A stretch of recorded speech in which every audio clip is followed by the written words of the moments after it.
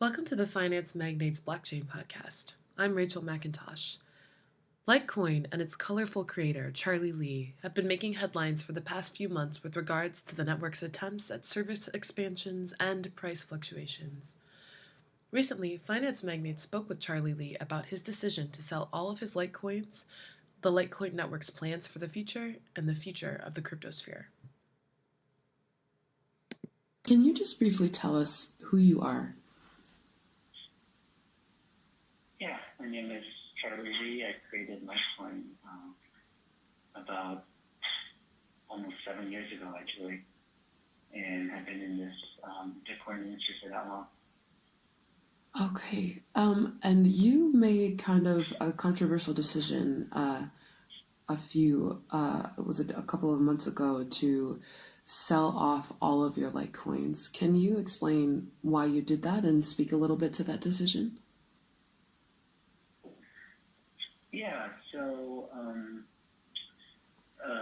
near the end of last year, I decided to kind of divest myself from all my Litecoin so that I can kind of just focus on the working on Litecoin without worrying about the price.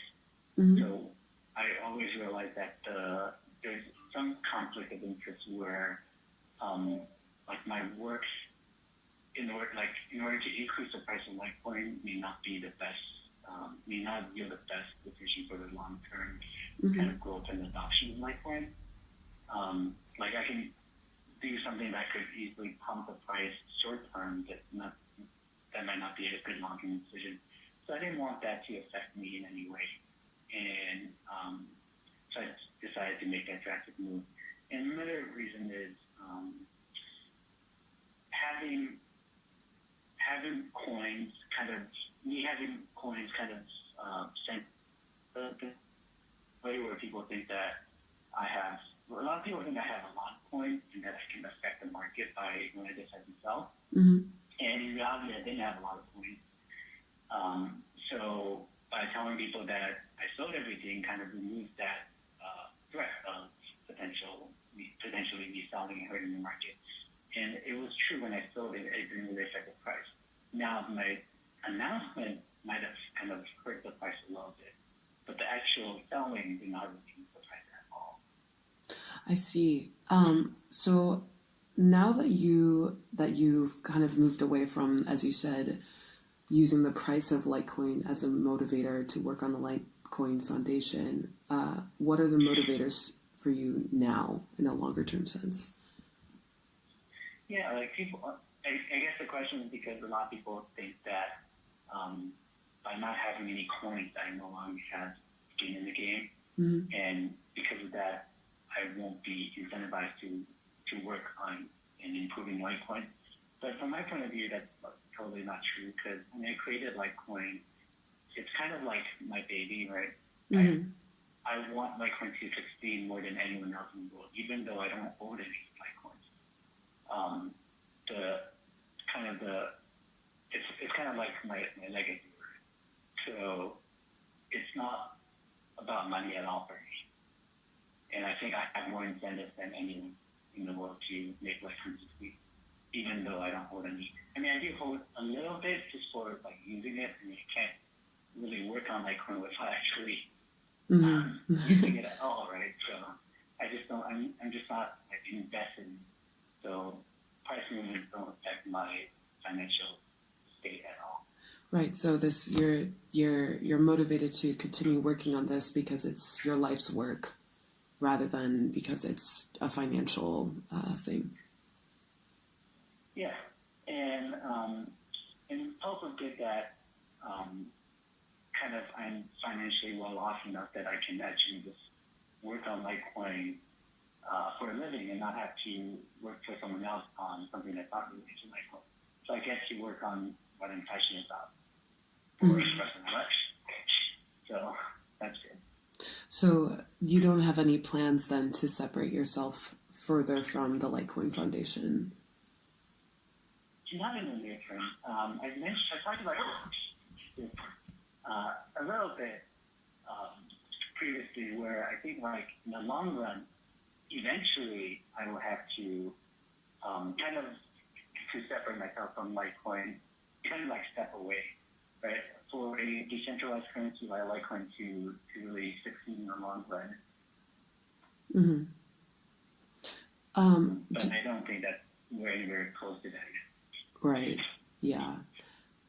So do you currently own any other cryptocurrencies? And if so, do you feel comfortable disclosing which ones? I don't really want to talk about what other coins I own. I mean, I have previously before. Mm-hmm. It doesn't really matter that much. Right. I do own a little bit of some other coins, mostly just playing around with them. Nothing serious. Yeah. Okay. So also, so reports have emerged that in April that Litecoin is considering teaming up with TokenPay to purchase a bank in Germany. Can you give us any more insight onto that effort? Is that something that Litecoin is still considering? Yeah, so I've chatted with CEO of TokenPay about partnering with them to the degree where we see mutual benefit, where they have purchased part of a bank, which could be very beneficial for a cryptocurrency to be working with a bank to support merchant processing or creating accounts, credit cards and such. So I've talked to him about it. We've signed NDAs to talk about stuff. We haven't decided on anything yet, so we're still considering it. Yeah. Okay. And so there was this thing that happened also with LitePay. Can you talk a little bit about what happened with LitePay? Sure. I think earlier this year, in January, a company called Litecoin, like someone announced they're creating a new company called Litecoin that's focused on Litecoin payment processing. Mm-hmm. So we were pretty excited about that, about a company focused on Litecoin payment processing, because we feel like Litecoin is really well suited for payments. Mm-hmm. So we took a look at the company, and Litecoin Foundation invested a bit of money into it to help them kind of get to market. So initially, their plans were to do a payment processing part of their business, and also a credit card, like a retail consumer credit card, mm-hmm. for people to easily pay with Litecoin at anywhere, Visa, MasterCard, and stuff. And it fell through because Visa was very hostile to crypto, mm-hmm. To crypto credit cards. So they couldn't do the Visa credit card without taking on a huge risk. And that kind of snowballed into other issues with the company. Mm-hmm. And eventually the company couldn't raise more money. So they decided to shut down. And that was unfortunate. Yes. Yeah. And at the end of Litecoin, there was an announcement that read, quote, "The ecosystem is far bigger than one company and is continually growing with support from many others with market-ready products joining the space and fulfilling their promises to make it easier for the world to use Litecoin." So along with this prospective bank in Germany, can you talk a little bit about some products or services or platforms that you're particularly excited about that will expand how people can use Litecoin? Yeah, let me talk a little bit more about the Litecoin situation. Yeah. So, I think the real problem that happened with Litecoin was that a lot of people invest in Litecoin more for speculation. Like they put money in Litecoin, and they're hoping that Litecoin price will go up, mm-hmm. in like a 3 month time frame. They can make a lot of money from. For effectively like pumping the Litecoin news, because it's so it made Litecoin it made the price go up, because people realize that if a company is releasing, if Litecoin is releasing a Litecoin credit card and also doing merchant processing focus on Litecoin, that will help the Litecoin like that'll help adoption of Litecoin, Mm-hmm. which has the price. So people were all excited about it all from the news, and obviously the price did, I believe the price did go up a little bit, and then when the unfortunate news of Lightpay shutting down came out, everyone was really upset Mm-hmm. because it wasn't happening. But I mean, in the end point of view, it's just one company that we had high hopes for that was going to step and support Litecoin that didn't pan out.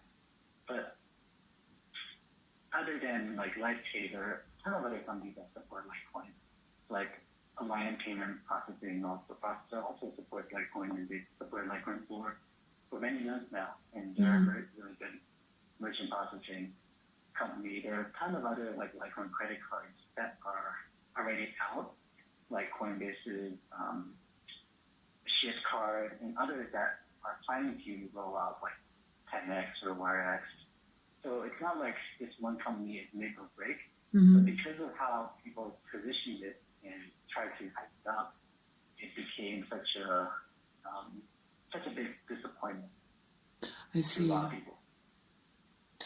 Right. That makes a lot of sense. So, on another note, kind of switching gears here for a second, as far as the future of Litecoin, your Twitter presence seems to indicate that you believe that the Lightning Network implementation will be a game changer for both Bitcoin and for Litecoin. Do you think this is really like the key to the widespread adoption of crypto for everyday payments? Yeah, I do believe so. I mean, I believe that solutions like Lightning Network or like the second layer solutions really do help Bitcoin and Litecoin scale safely. And I think they are really needed. And I'm excited about the progress that people have made with Lightning Network since SegWit has been activated in Bitcoin and Litecoin. I mean, do you think that, that this is the only thing that's really necessary in order for this to move forward in this way? Or like, are there other obstacles that need to be overcome before crypto can really, in particular Bitcoin and Litecoin can be adopted for widespread use? I think there are many ways that many secondary solutions that could work. The Lightning Network is one of the most promising ones. There's definitely some challenges ahead. Okay. It's not perfect. Right? There are issues or obstacles that people are working on. The UI is hard to use right now. It's more complicated. How do we make it easy for people to use Bitcoin and Litecoin? How do we make it easy for people to use Lightning without even realizing they're using Lightning? Right? Issues with like channels, opening and closing, and some issues with adversarial conditions, right? Using Bitcoin is all about being able to kind of being able to defeat adversarial conditions where people are trying to steal money from. And can they do that? How can you safely protect people from people stealing money from like Bitcoin addresses, like storing private keys or even Lightning channels? So there's definitely a lot of work ahead for them. But we're excited about the progress so far. Okay, I see. So I'm wondering, since you are such a popular figure within the crypto sphere, what role do you see yourself playing in the sort of crypto landscape at the moment, both, within the context of Litecoin alone and also just within the global crypto culture at the moment? Yeah, I see myself trying to help adoption of cryptocurrency in general. Okay. So I try to educate people, make complicated topics, technical issues be simple for for a normal person, average person to understand. So I think we need a lot of that, right? Cryptocurrency is really hard right now. Mm-hmm. And things will become easier. I mean, I see a future where people don't even have to know that they're using cryptocurrency. They're just sending kind of payments and sending value to another person, to a merchant, and it's using cryptocurrency in that end.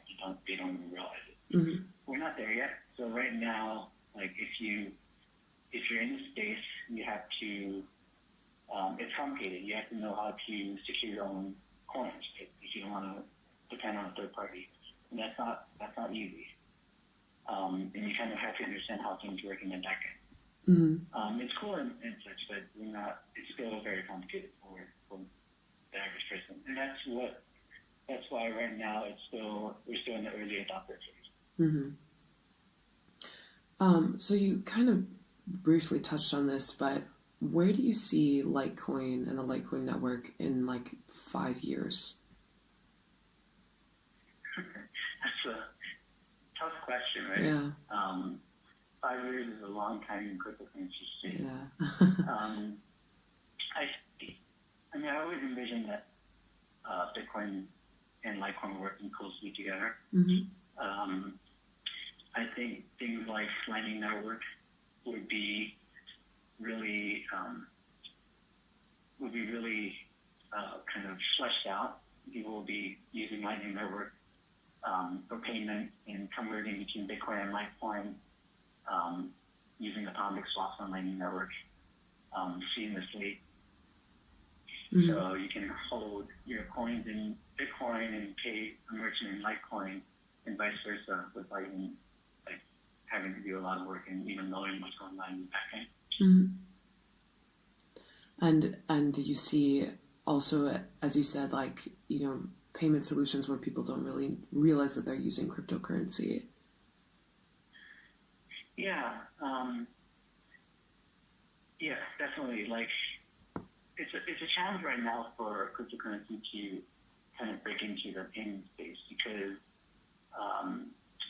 kind of like these MasterCard have a really tight grip on it.